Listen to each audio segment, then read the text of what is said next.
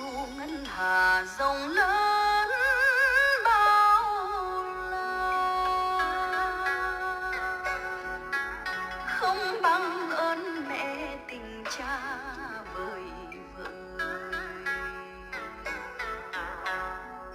Cha mong đời con lớn con khôn, tiếng ru mẹ đêm trường nỉ non.